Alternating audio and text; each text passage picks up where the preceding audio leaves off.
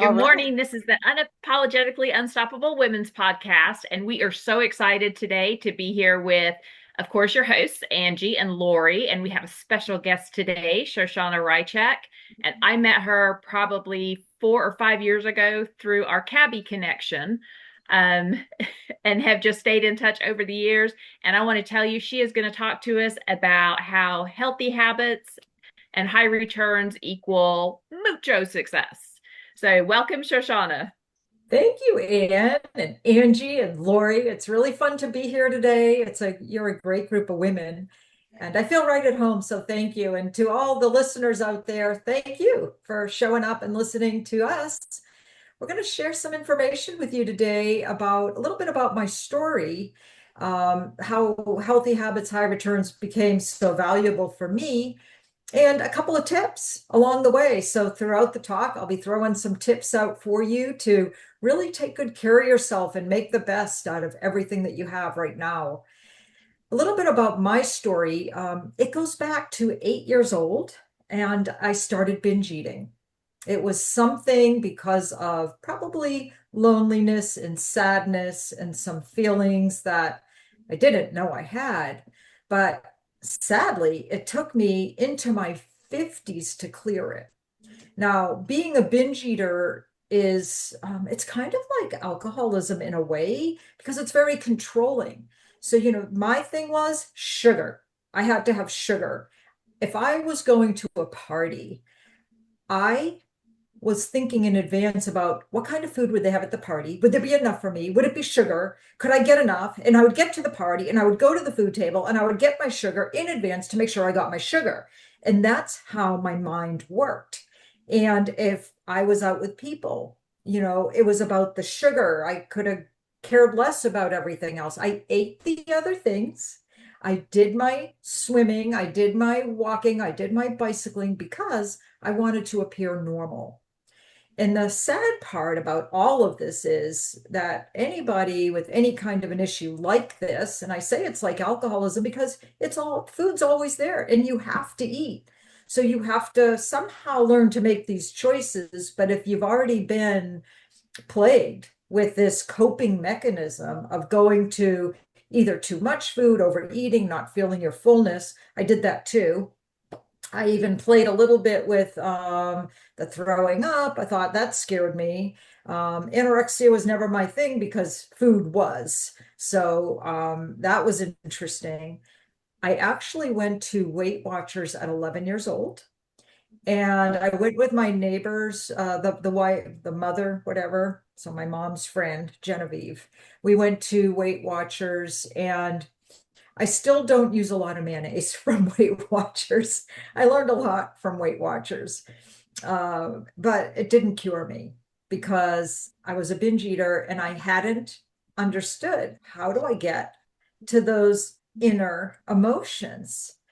And life went on. And then in college years, I went to some therapy, and it affects your mind. So there's a great book by Dr. Uma Naidoo, Naidoo. She talks about, it's on my bookshelf, um, how food affects your brain. I think it has a better title than that, but how food affects your brain. And it's true. ADD, ADHD, anxiety, depression, all of it is from, and sugar.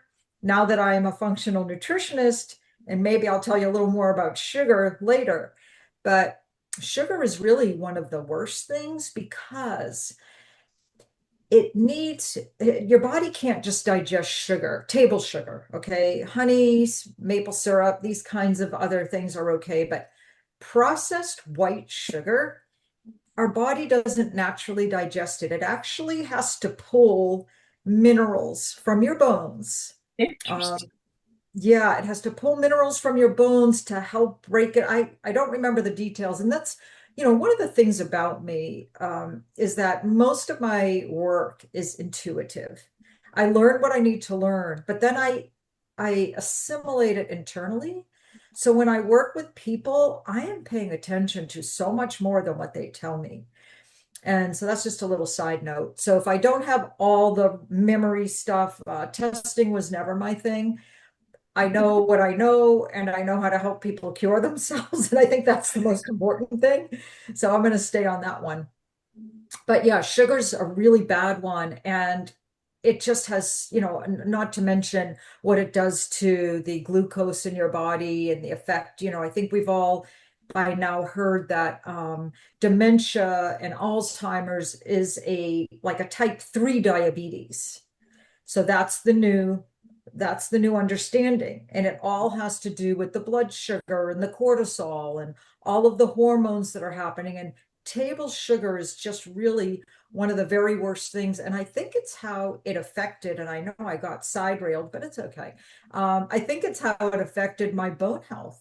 I'm going to tell you a quick story about that because my bone health went from osteopenia to osteoporosis, and I was so busy. I don't take medications. I've been holistic most of my life, but I listened to a doctor and I took a pill. It was called raloxifene. It had estrogen in it. I didn't do my homework and I ended up with endometrial cancer Oh, six wow. months Oh later. my gosh. And the doctor who gave me the pill when I was having some symptoms that I shouldn't have been having in my late 50s, went through menopause at 57, if anybody would like to know. So I was like 59. And she said to me, to my eyes, to my face, she said, "You don't have cancer." And so I waited a little bit. In 2 months, I still had these symptoms that I shouldn't have been having. And I found another doctor. And lo and behold, there were so many things that my current doctor, female, should have known. But I did. I had cancer and I had to have a total hysterectomy. Thank God I did not need chemo. I did not need radiation. It was early stages. But this is where I want to give you one insight right now. Learn how to listen to your body. Your body gives you messaging all day long. Mhm. And I'm going to now branch off into the gut brain connection because if you feel sad, and you know this, have you ever had something happen in your life? You feel sad, you feel nervous, you feel scared. And what happens to your stomach? It starts spinning. Maybe you lose your appetite. Maybe you feel sick. So it goes down, right? Same thing when you eat foods like the Neapolitans and the fried foods and all the stuff that's really hard on your digestive system. The nervous system through the vagus nerve is communicating zillions of times a day. The neurotransmitters are just going like this all the time. And it's going from your brain to your gut, to your brain, to your gut, and back up and back down. And so that is sending information to your brain. And that's why people get foggy. And that's why they feel depressed. And that's why they have this ADD and ADHD. And not all the time. Some of it could be from other things. But the food and the emotions, there's this connection. So I shared the cancer thing. I was talking about the sugar, and now I'm going to flip over to my early 50s. I didn't tell you that I went to Overeaters Anonymous when I was in my early 20s. I did do that too because I was actually desperate. I was scared of being a binge eater. I was scared of being bulimic. I was not happy in general, but I had some form of resilience. Thank God I had some form of resilience that allowed me to push and work and discover. In an Overeaters Anonymous, I did the 12 steps. I actually called a boyfriend from way back when who had once said, "What would you do if I asked you to marry me?" And I said, I would laugh. To this guy, I called him because, we're supposed to make amends as part of these 12 steps. And I called him and I said, "I'm really sorry if I, hurt your feelings or something." And he just thought I was crazy. So that was really a funny piece of that whole Overeaters Anonymous thing. But they didn't have what I But I'm needed. I'm sorry to interrupt, but I'd like to ask a question. Yeah, And it goes back to like what you were saying initially, but I think it plays into all of this stuff. One of the things that you said that immediately struck me, and I think is interesting for our audience, is you said when you went to the party, you wanted to be normal. And yeah, did you ever think about like how did that maybe trigger some of this stuff, or how did that, you know, make you make choices or guide you to make choices that really weren't right for you? Oh gosh, Lori, so many. Because I'm a child of the 60s, Mhm, me and my too. friends were fast movers. So we were smoking pot. We were experimenting with drugs. We were drinking. By the time I went to college, I really wanted to like get my head straight. It was like that. So absolutely, I was Mm, introduced to so many things, but I do think the trigger goes further back, okay. to having a mom that wanted a career and she was smart and she got her PhD and everything, and having a dad with his own business as a lawyer. My mom was in education, and I was the only girl. I had two brothers. I was in the middle. So there were so many dynamics. And so I think I do think the triggers went way back, but because I didn't feel great about myself, because my self-image, all of that wasn't strong, I was really susceptible to being pulled into ways to be loved, to be accepted, and all of these other this is and I recently did some work with somebody who does rapid transformation therapy, RTT, Never because heard of it.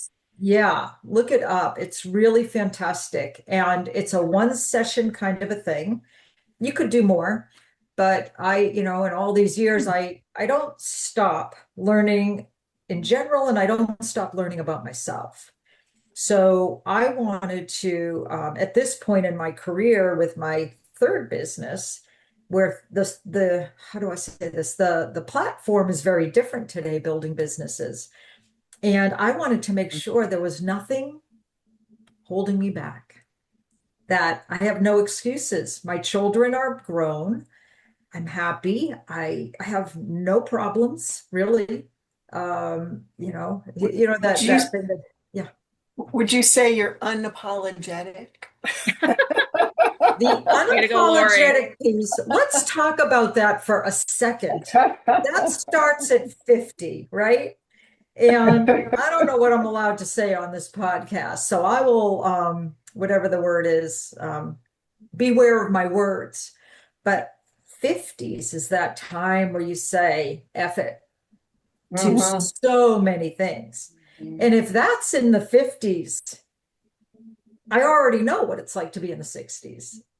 And that Yes. is to really grab hold. And I do know people who are younger than me that are already doing this, and I see it and I congratulate them. But to say, you know what? This is who I am. I love who I am, and learn how to. There's tip number two. Look yourself in the mirror, see your eyes, see your smile, and say, I love you. I love you just the way you are, and you're enough. We need to do this. We need to remind ourselves, hey, we are good enough. And that whole normal thing, I don't know what that was, because there's no such thing. We are all Right. perfectly imperfect. Yes. So, yeah, good, Lori. I love Good. that. That is such great wisdom. You know, look in the mirror and tell yourself I love you, because we don't do that often enough, and that's why we end up, I believe, getting stuck in these what's the word I'm looking for? Like this stream of just following everybody else like a lemming, and oh, she's doing that, and oh, and she's successful, so I must do that too, and you hate it, you know. So yeah, that was very profound. I appreciate you. And I have Good. to share, my mother was in her early 80s. And one, I don't know where we were, but I guess somebody corrected her, and she was like, I'm 80 years old. I can say whatever the H-E-double-L I want. Exactly. Yeah, you go, mom. And so, just looking at a couple of notes that I wanted to make sure I touched on today. Mhm. So we talked about self-appreciation, and that's huge. And oh, I know what I was thinking. We can't blame people forever, no matter what. We might have excuses, we might have reasons for procrastinating, but at some point in our lives, we must find our Mhm. responsibility. Forgive, forget, however you want to do that, but it's your life. You get to live it the way you want. And so in my early 50s, Mhm. I two books. One was Wayne Dyer, Change Your Thoughts, Change Your Life. I Oh. think that's what it was called. And the other was Eckhart Tolle, The Power of Now. Now, Mhm. I did Yes. have an experience many, many, many years ago in high school where I was on this in Cape Cod with a guy friend on his boat, and we went to this island like in the middle of the ocean, and there was nothing there. It was just like sand. And I, for the first time in my life, I felt like a grain of salt. It was amazing, surrounded by the huge ocean. And I always remembered this. I'm a grain, you know. I can be the best grain I want to be, but I'm a grain. I'm a piece. And doesn't reduce my power at all, but it helps me keep myself in perspective. I'm a grain. How do I want to be? You know, do I want to survive? Do I want to get washed under? How do I want to be? And I think that was something that really stuck with me. But in my early 50s, I read those two books. My goal was to go back to being 6 years old because I know at 6 years old, from photos at least, I was happy, I was silly, I was cute. I had all these traits that I really like about myself. And I wanted to go back there. So I let go of so many things. I realized I wasn't happy in my marriage, and it was time to stop holding on to that. I realized that, oh gosh, going to temple, I love being Jewish. However, why was I going to temple? I hadn't really thought about it. It was something that was expected of me. I let go of that. I let go of so many things and got my own little place. And I have two beautiful children who are now 35 and 33 at the time. I don't know, they were in their 20s. It's been about 12 years, let's say. So, but I moved out and I just only started taking in what felt right to me. And I want to share another Right. strategy with you because not everybody has the luck of being entrepreneurial, having so much flexibility and freedom, and fighting their way through whatever just to live the way they want to live. It's not everybody's dream.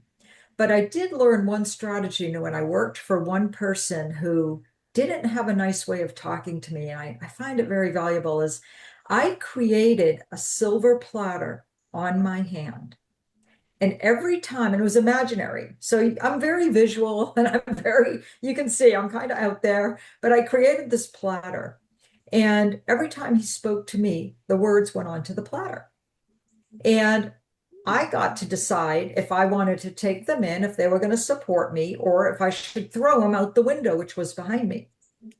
And that saved my life because I got to stay in that job a little longer and then I ended up leaving anyways. But I got to stay there and have something because some of the things he would say to me actually cut my heart. Like I felt that. And I was like, wow, this is like not right. I don't know what it is, but it's not right.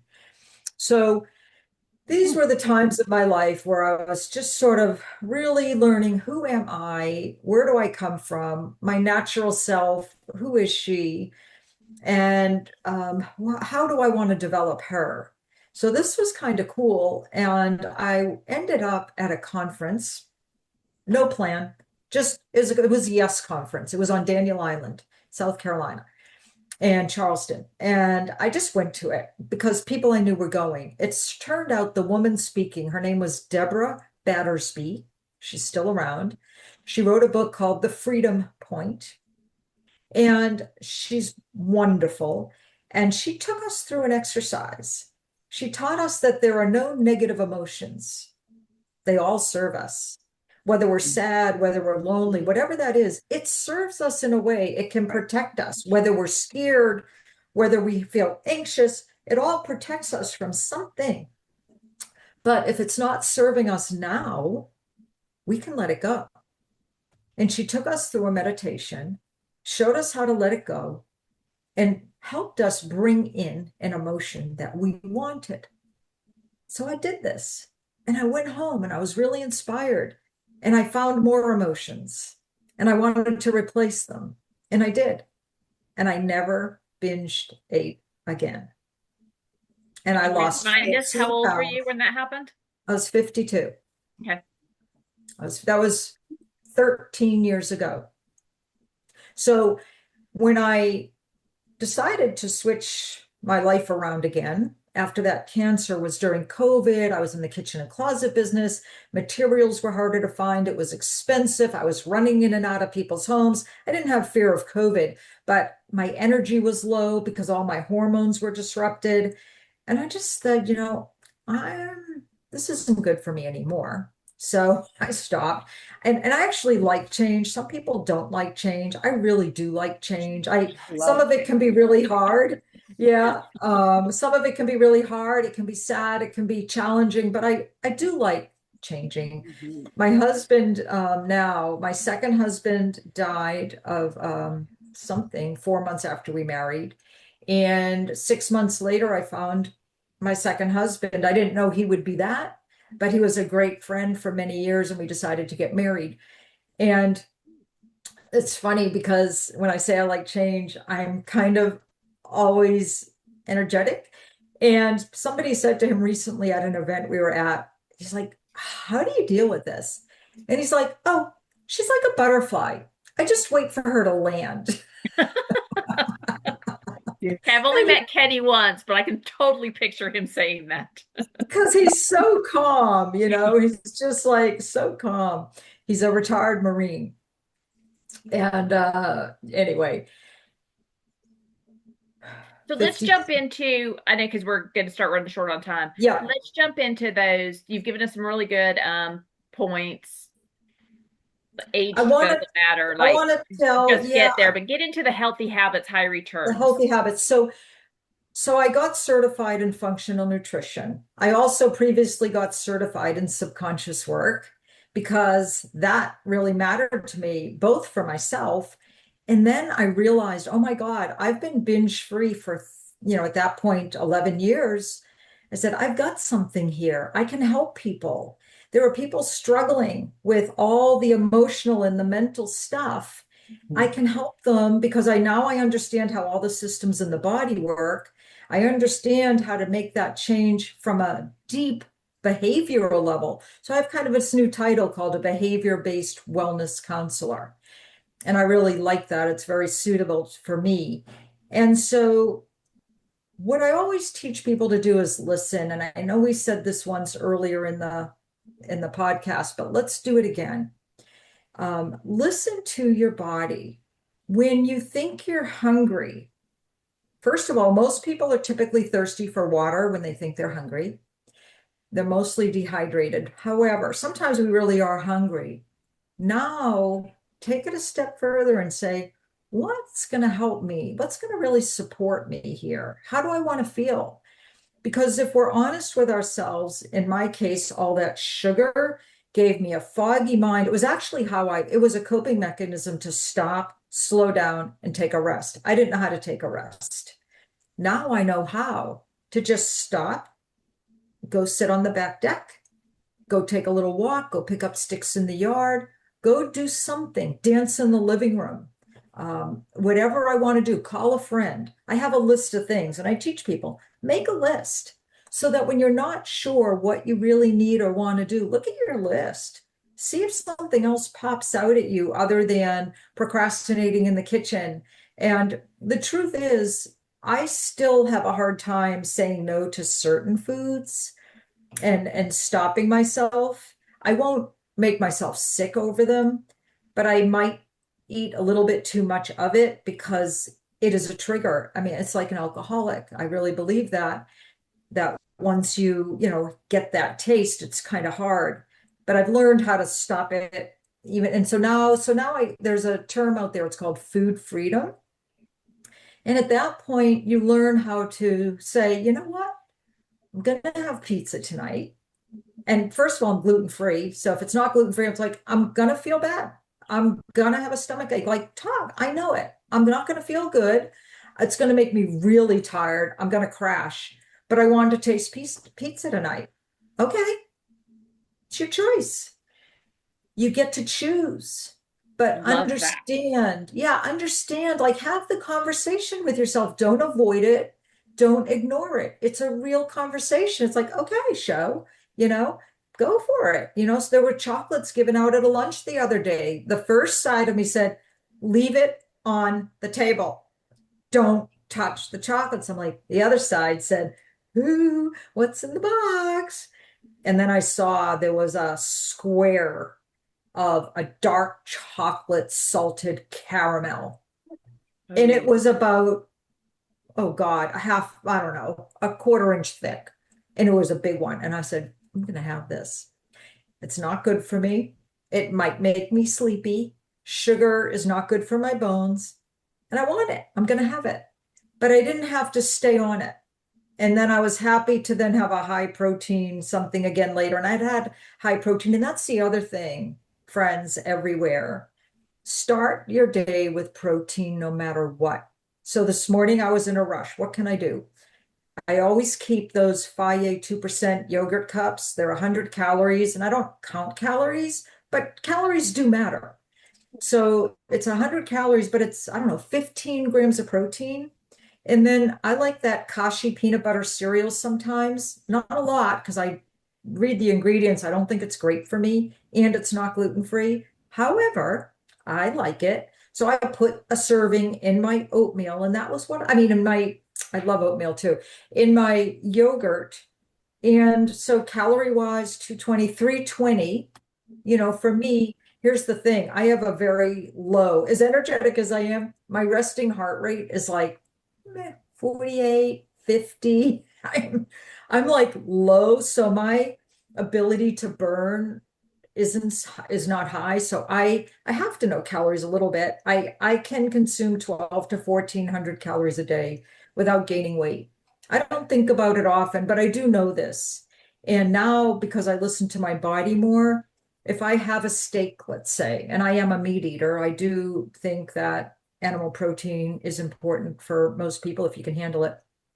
And if I did have a steak or something, I actually feel full for a really long time. And I'm aware of that fullness and I honor that fullness. And that's the other thing. I think, there is a kind of a rule that says like eat till you're 80% full.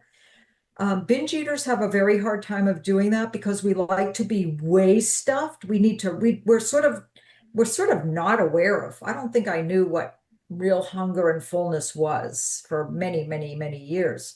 But then you learn that fullness. Okay, wait, I'm full. I'm not hungry. Maybe I'll have some water. I drink herbal tea. I've just learned some new strategies to listen and honor. I think that's a great tip. Honor the way you feel. How do I feel? Where is this coming from? Is this a sadness that needs to get filled? Or am I really hungry? And these are the things, and to learn your triggers. What is it? Is it when I walk by this place? Is it when somebody talks to me? I had this one friend who wasn't really a good friend, but we were connected and it was probably some form of a codependence. And it wasn't healthy. And it is no longer. And it was really hard to make the break. But these are the things that we need to listen to and trust ourselves. And that's another huge one. Trust yourself. We're using so much chat GPT now. I do too in my business and everything. And the other day I caught myself, well, let me see what GPT says about this. No, show, this is what's right for you. Stop. You don't need more ideas. You need to listen to yourself. And the funny part is, here I am at 65, and I'm still going through all of this. I believe it continues. If you want to keep evolving and growing, and I do have one more tip if I have one more minute, is I learned a great tip. There's a woman out there, I just learned about her. Her name is Lenka, Lenka, Lutonska, Lutonska. And if I did it wrong, you'll still find her because it's an unusual name. She talks about money, and I'm reading her book right now. It's like $8. So look it up, download it. It comes in audio too. I make no money off of it, but it teaches us how to operate from our higher mind. that, we have two sides to us. We have what they call the lizard brain, the low-hanging fruit side goes to whatever. And then you have your higher mind where you've actually idealized how you want to live, how you want to serve, how you want to be, how you want to feel, how you want to look, all the things right here, higher mind, and make your choices from there. So there are many exercises you can do that I already do to connect. And if it sounds weird, that's okay. You can read about it and you can learn about it, and it's going to help you make choices. So you could say higher mind, you could say from your gut, you could say whatever feels well. You could do both because they're so connected.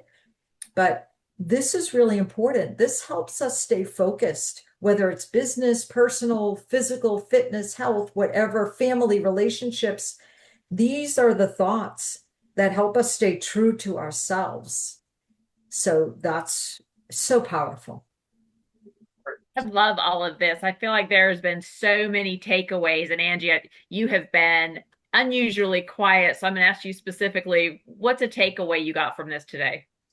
Well, a lot of it for me, having a binge eating disorder is just a lot of, yep, that's me. Yep, I do that. I say chocolate, cheese, and carbs. That's, they're my three favorite food groups. They're my go-tos. They give me my dopamine hits, all the things. And I know things in my higher mind. It's getting my body to connect. Well, it's getting your emotions. It's emotion. I want you to think about that. And you said dopamine. When you make that list of things, Angie, of that you like to do, get the dopamine from that. See how that feels for you. Walking in your pool. Oh yeah. Yes. I do have, I have a lot of things that give me a dopamine hit that's, different than the chocolate, cheese, and carbs. But yeah, it is, I still have a lot of work to do, and work that I thought that I had done previously, like in my 30s. I realized I didn't go deep enough, kind of a thing. It's always a work in progress. But I also am a little bit of a unicorn in the fact that I love who I am. I love how I show up. I love how I serve. I can confidently and unapologetically look at myself in the mirror and say, you are enough, And so, and I think that comes from previous work that I've done, and how, and my dad was big and instrumental in, even though he wasn't using the word, being unapologetically unstoppable. That's definitely how he raised me. So I was, grateful for that. But yeah, there's a lot of, I wrote down like a couple of books and a couple of names that I need to check out for deeper learning on top of the treatment that I'm already, receiving, and the work that I'm already doing. So I want to add one more thing. This is really important. Gets into neurolinguistics, and maybe Lori, this is some of what you do too. I don't know, but when we find ourselves saying, chocolate, cheese, and carbs are my three food groups. Chocolate, cheese, and carbs used to be my three food groups. Now I really prefer to get the protein in my body, because one of the reasons why we crave all that is because we don't have enough protein. Oh yeah, so I don't have enough protein for sure. Hello. Okay, so great. So now you never used to have enough protein, but now you're learning to eat more protein because it does help you feel satisfied and full, and it does turn off the cravings and the little neurotransmitters that trigger. So you can do this now. Now you know. And you can say that that was my past behavior up until today. I was with somebody last night and they said something and I said, "Oh, you mean that used to be your thing?" She looked at me, she's like, "Yeah, that used to be my thing." So that's a big thing. Can't listen to ourselves. That's that whole listening thing. The third time today it came up. Listen to ourselves. Say, wow, wait, is that who I want to be? Is that my ideal self? You know, we're not trying to be super women, but we are capable of so much more than we give ourselves credit for. And when we listen to the things that, you know, that had been a part of us, then we can make the change. I I had to love say all that. that. Yeah, because there is nothing, and listeners, if you've watched us even more than twice, you've heard me say this before. We always have choices. Nothing we do is left up to somebody else to decide. We always get to make our own choices. And if we make a good one day and make a not so good one the next day, we get to make a good one the third day. Like we're never limited to the things we get to choose. And that goes back to that self-learning, know yourself, give yourself permission to make mistakes, give yourself permission to not beat yourself up, and then give yourself permission to get yourself out of it. Like there's just so, and look in the mirror and tell you love yourself, which is super awkward, by the way. I have tried it. It is way awkward. It is awkward. I feel like we've had so much. So, Lori, one quick takeaway. Oh, well, another thing for eating and feeling that fullness. In Ayurveda, there are 6 different tastes. So sweet, sour, salt, bitter, pungent, and I forget the other one offhand. But that it goes along with what you were saying, Shoshana. You know, if I'm eating all sugar, and I believe me, I do some binging myself, especially on ice cream. But you know, tying in some of those other tastes will help your body, because your body needs all these tastes have a nourishment to them. And when your body feels like it's gotten the nourishment, it will trigger that, you know, you're satisfied. So there are many different ways to do it. Protein, absolutely. So there's no one size fits all. And that's what's the beauty of this. There's so many ways to do this. And I guess the other thing is strive to be yourself, not striving to be normal, like, you know, when we were teenagers, you know. I don't know about you guys, but I know, you know, you just wanted to fit in and be normal. And yeah, I am not normal. I don't even And we are claim to celebrating be any that. part of normal. Right. I'm Abby Normal. Oh, I love You that. know, That's a some great of the movie. things that we're talking about have a lot to do with neuroplasticity.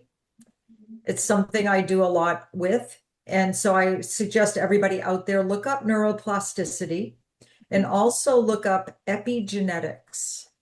Oh yeah. And there's a Great books new on one that. out there. There's a new one out there called